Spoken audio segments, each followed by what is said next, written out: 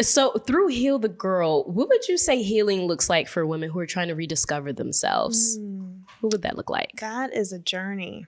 Healing, oh my goodness. I would say one of the ways in which I know I've healed is journaling and writing. And I have found that sometimes it's through sharing your trial and triumph, being open and transparent about what you're going through and being okay with somebody knowing I'm not okay. I'm working through something. I'm healing through something.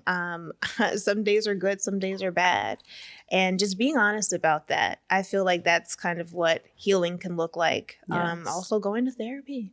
It's okay to get help, and having community, of course, is very important. I have, I love the community the Lord has blessed me with. I have a lot of people that are a little bit older that I gain a lot of knowledge from, and I feel like they help me heal too. They're like, I see you, girl. I've been there already. So it's helpful. And that's the biggest blessing when people say, I see you, like to be seen and heard and valued. Like that's the biggest compliment. And speaking of community, what would you say community and conversations look like through Heal the Girl? You kind of briefly mentioned it when you first talked about Heal the Girl, but how does the overall community, you mentioned like the impact cards and things like that. What does that look like for someone? Well, currently right now with the platform, the community is really just on YouTube or through those moments with talking to people. But the community is growing. I have a lot of things that I would like to do with Heal the Girl eventually. But right now I would say primarily it's a space just for these girls and women to really find the story that resonates with them. And each guest kind of makes themselves available to whomever and just says, hey, reach out if you want, or like find us on Instagram, this, that, and the third. So you can share these commonalities amongst one another. Yes. And we briefly mentioned this offline about how doing content creation and everything under the sun that comes along with like entertainment or just putting out things to share your story is a lot. So how do you avoid burnout with doing content creation, Heal the Girl, being a support system for other women, being present in your marriage? How do you avoid burnout doing all of these things and juggling so many hats? Taking time for myself. And I will say that that's something I'm navigating because I want to be more consistent with content. I want to be present in my marriage. I want to be an ear for my girls and be part of that community. But I'm just trying to find pockets where I can really just take a moment for myself, whether that's going to the park and sitting there with the windows down. I love to do that. Sometimes I'm sitting at the kitchen table watching a YouTube video, a family vlog or something, a sermon, a message that uplifts me. And making time where I can, to self-care. So finding that healthy balance, I could dig that. Yeah. So you are trying to find little pockets and fit that into your routine already. So shout outs to you. Thank you. It's a work in progress though, because burnout is real. And really I do try to pace myself, and my husband will tell me too, like, all right, Quiana, like you've done enough. Okay. Right. Go to bed. Don't overwork yourself. But you have to find the balance. You need somebody in your corner like that because we don't know how to stop. Yeah, no. Yeah, we need someone to be like, sit down. Girl. When I first launched my website,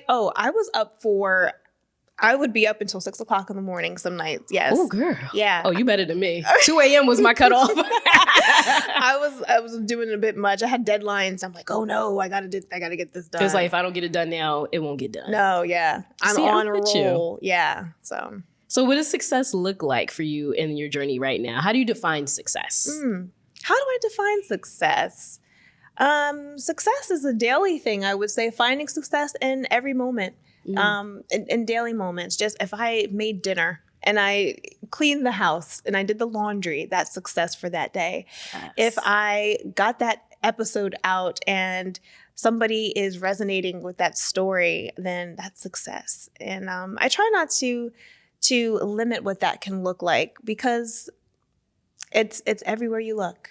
And it's in the very those everyday mundane moments, right? Sometimes that we find success, but ultimate success for me would just be that I just fulfilled everything that I'm called to do. Yes. Really.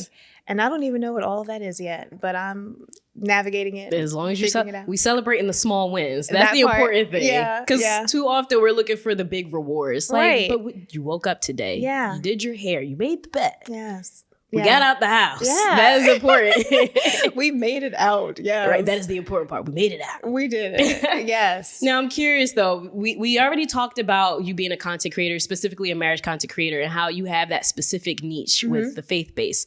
So as being, how can I put this? Putting out content with your husband, I'm sure that there's moments where you want to protect your privacy. So how do you find that healthy balance of still giving people some kind of content that they can relate to without sharing all of your business? How do you guys do that? That's a great question.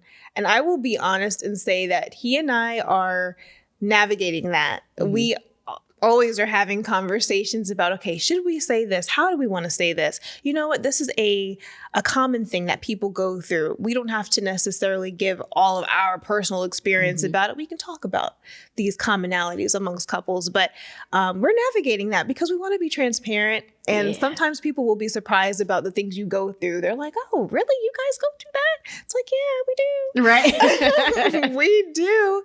So, yeah, we're trying to find that happy medium with, you know, what he's comfortable with, what I'm comfortable with, but also knowing that everybody's human and we are all going through the human experience together. Absolutely. You know?